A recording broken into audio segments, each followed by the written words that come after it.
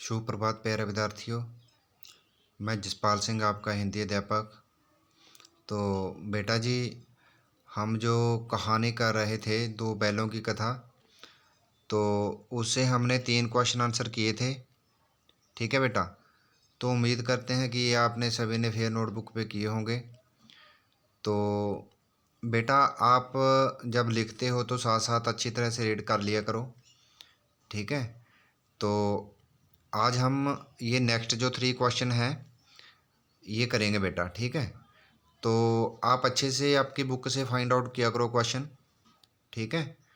तो इसका जो 4th क्वेश्चन करेंगे आज। ठीक है बेटा। तो इसमें 4th क्वेश्चन है, प्रस्तुत कहानी में प्रेमचंद ने गधे की किन स्वभावगत विशेषताओं का आधार पर उनके जो प्रतिरूढ़ शब्द है, मूर्ख शब्द बोला जाता है, भी गधा मूर्ख होता है। ठीक है। तो प्रेमचंद ने किस विशेषताओं के आधार पर कहा है कि गधे के स्वभाव की 2 विशेषताएं हैं जो जग जाहिर हैं। आम बोलचाल की भाषा में भी लोग कहते हैं कि आप तो गधे हो, यानी मूर्ख हो, सहनशील हो। ठीक है।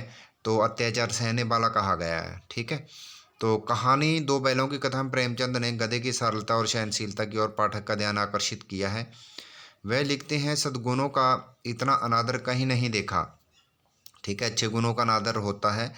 जैसे कि हमारे जो भारतीय हैं तो दूसरे देशों में चले जाते हैं, अफ्रीका, इंग्लैंड, जो भी ऑस्ट्रेलिया जैसे। ठीक है। तो वहाँ उनको यातनाएं सहनी पड़ती हैं और वो सरल सीधे स्वभाव के होते हैं। ठीक है। तो उनको ये सब कुछ सहना ही पड़ता है। वह ईंट का जवाब पत्थर से नहीं देते, बल्कि जो भी उन पे यातनाएं दी जाती हैं उनको, तो वो आराम से सहते हैं। ठीक है बेटा। तो अगला जो 5th क्वेश्चन है कि किन घटनाओं से पता चलता है कि हीरा और मोती में गहरी दोस्ती थी। तो आपने लेसन पढ़ा है अच्छे से, तो आपको ये आपके दिमाग में आ जाना चाहिए कि कौन कौन सी विशेषताएं थी जो कि उनको ये बताते हैं कि इनमें बहुत अच्छी दोस्ती थी, गहरी। ठीक है।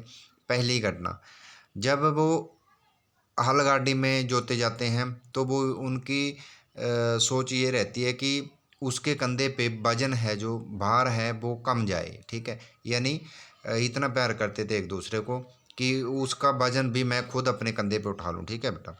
दूसरी घटना कौन सी है, गया ने जब हीरा की नाक पर डंडा जमाया तो मोती ने से उसका कष्ट देखा नहीं गया। ठीक है। उसने गया को मजा चखाने के लिए हल, रस्सी, जुआ, जोत, जो सब उनके कंधों पे था वो सब तोड़ के उनको रास्ते में बिखेर दिया। ठीक है। तीसरी घटना, जब वो मटर के खेत में क्या है, मटर के खेत में जो मस्ती करते हैं, एक दूसरे के साथ खेलते हैं। ठीक है। तभी अचानक मोती को लगा कि हीरा को क्रोध आ गया, तो वह पीछे हट जाता है मोती है जो। ठीक है। भी तकरार आगे ना बढ़े, आगे तक ये ना हो कि झगड़ा हो जाए उनमें। ठीक है। तो आगे है जो चौथी घटना, जब दोनों मित्रों के सामने एक सांड आ जाता है तो वो इकट्ठे होकर उस पर टूट पड़ते हैं और वो उसको अधमरा कर देते हैं। ठीक है। ये चौथी घटना है बेटा। और एक लास्ट जो 5वीं घटना, मोती सिंचे हुए मटर के खेत में, जहाँ पानी दिया हुआ होता है मटर के खेत में, जो मटर खाते हैं। ठीक है। खेत के कीचड़ में फंस गया और फिर रखवालों द्वारा पकड़ा गया। हीरा मोती को मुश्किल में पड़ा देख बाप से लौट आया और वह भी उसके साथ पकड़ा गया। ये नहीं था कि वो पकड़ा गया मैं भाग जाऊं। ठीक है। पर वो अपने जो दोस्त है मोती, उसको देख के कि हम दोनों जहाँ जाएंगे दुख सुख में एक दूसरे का साथ देंगे, जहाँ जाएंगे इकट्ठे जाएंगे। ठीक है। और लास्ट घटना, एक छठी घटना है, कांजी हाउस में जानवरों की दुर्दशा देखकर हीरा ने उसकी कुछ दीवार तोड़ डाली। ठीक है। जहाँ वो काजी हाउस में रहते थे और वो इकट्ठे यानी जो लगाते थे, उन्होंने वहाँ जो जितने भी पशु बांधे होते थे उनको छुड़वा दिया था। ठीक है। ये घटना होगी जिनसे सिद्ध होता है कि उनमें गहरी दोस्ती थी। तो बेटा लास्ट क्वेश्चन है, लेकिन औरत जात पर सिंह चलाना मना है, यह भूले जाते हो। हीरा के इस कथन के माध्यम से स्त्री के प्रति प्रेमचंद का दृष्टिकोण क्या था, क्या समझाना चाहता है। ठीक है। हीरा के इस कथन से ज्ञात होता है कि तत्कालीन समाज में जो अब बड़ा समाज है, स्त्रियों की कदर की जाती है, ठीक है, उन पे जुल्म नहीं किया जाता। अतः समाज के भद्र और पुरुष उनको कोई भी शारीरिक यातना नहीं देते। जो भद्र पुरुष होते हैं, अच्छे स्वभाव के लोग होते हैं, वो स्त्री जाति को यातना नहीं देते, उनको कष्ट नहीं देते, ठीक है। हीरा और मोती ऐसे ही भद्र और सभ्य पुरुषों के प्रतीक हैं। इसलिए जब मोती बैरों की पत्नी को मारकर छोटी लड़की के दुखों का अंत करना, जो अनाथ लड़की होती है, ठीक है, उसके दुखों का अंत करना चाहता है, तो हीरा उसे समझाता है कि स्त्री जाति पे अत्याचार करना महापाप है। ठीक है, तो सभ्य समाज में स्त्री जाति का सम्मान होना चाहिए और उनको प्रताड़ित नहीं करता, ठीक है। हीरा और मोती के वार्तालाप द्वारा प्रेमचंद ने स्त्री जाति के प्रति सभ्य समाज के कर्तव्यों की याद दिलाई है।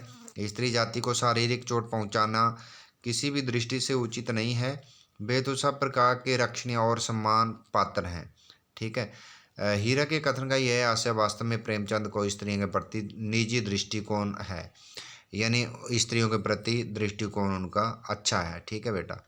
तो आपने ये 6 क्वेश्चन हो गए।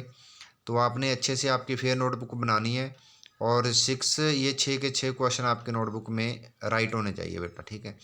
और साथ के साथ इनको लर्न भी करते रहो, ठीक है, फिर आपको प्रॉब्लम नहीं आएगी, आगे आपके टेस्ट होंगे जो, ठीक है बेटा।